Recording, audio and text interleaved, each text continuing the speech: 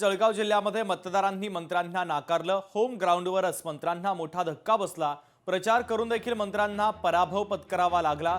रक्षा खडसे, संजय सावकारे, गुलाबराव पाटलांना फटका बसला।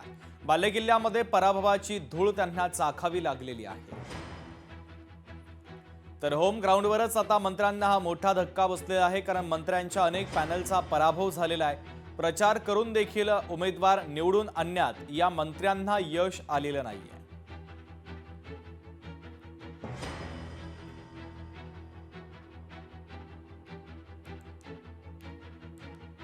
तर जळगाव जिल्ह्यामध्ये मतदारांनी मंत्र्यांना नाकारल्याचं चित्र आता दिसलं। होम ग्राउंडवरच मंत्र्यांना मोठा धक्का बसला।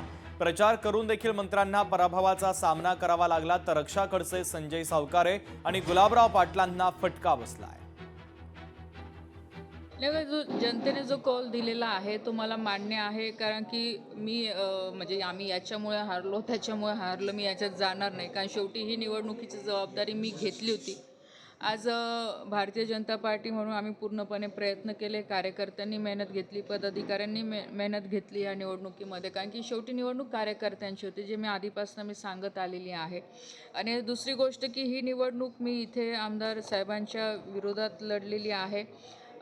जो काही प्रकार त्यांच्या माध्यमातून मागच्या काही वर्षात इथे सुरू झालेला आहे, म्हणजे मी अजूनही म्हणते आहे तो, की जे इथे दडपशाही, गुंडागिरी जे इथे शहरामध्ये सुरू झालं होतं, त्या विचारांच्या विरोधात मी निवडणूक लढलेली होती। पण जो काही जनतेने कौल दिलेला आहे तो मला मान्य आहे, त्याबद्दल माझ्या मनात कुठेही शंका नाही। अपेक्षेप्रमाणेच आम्हाला यश मिळालं, पण काही ठिकाणी आम्ही जागा मिळवून सुद्धा नगराध्यक्षपदी विराजमान होऊ शकलो। अशी एक दोन ठिकाणी आमची या ठिकाणी गलफत झाली। आम्हाला अपेक्षा होती की आमचे 7 ते 8 नगराध्यक्ष होतील, पण 6 नगराध्यक्ष आमचे आले। आणि मला तरी असं वाटतं की महाराष्ट्रामध्ये जे जिल्ह्यांकडे आपण नजर मारली तर जळगाव जिल्ह्यामध्ये सगळ्यात जास्त नगराध्यक्ष शिवसेनेचे आलेले आहेत। निश्चितपणाने धरणगावमध्ये एकूण 23 नगरसेवकांपैकी आमचे 15 नगरसेवक आले, पण आमचा नगराध्यक्ष येऊ शकला नाही। आणि दोघीकडे नजर टाकली तर शिवसेनेचे जवळपास 20 नगरसेवक दोघं नगरपालिकांमध्ये निवडून आलेले आहेत।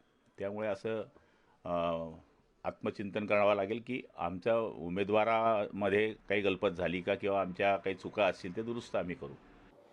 बहुतांशी ठिकाणी भाजपचे उमेदवार निवडून आलेले आहेत, काही आमच्या सहयोगी पक्षाचे निवडून आलेले आहेत। ओव्हरऑल महाराष्ट्रामध्ये 1 नंबरवर भाजप हाच पक्ष आहे, त्याच्यानंतर आदरणीय शिंदे साहेबांचे पक्ष आहे, त्याच्यानंतर अजितदादांचा पक्ष आहे, बाकी पक्ष सगळे नंतर आहे त्याच्यानंतर। त्याच्यामुळे 1 नंबर पक्ष हा भाजपचाच पक्ष आहे। जळगाव जिल्ह्याची काय परिस्थिती आहे भाजप? जळगाव जिल्ह्यामध्येही भाजपच हा 1 नंबर पक्ष म्हणून निवडून आलेला आहे। जेवढे आम्ही नगराध्यक्ष उभे केले त्यातले भुसावळ, वरणगाव आणि यावल सोडलं तर बहुतांशी ठिकाणी आमच्या महायुतीचेच नगराध्यक्ष निवडून आलेले आहे।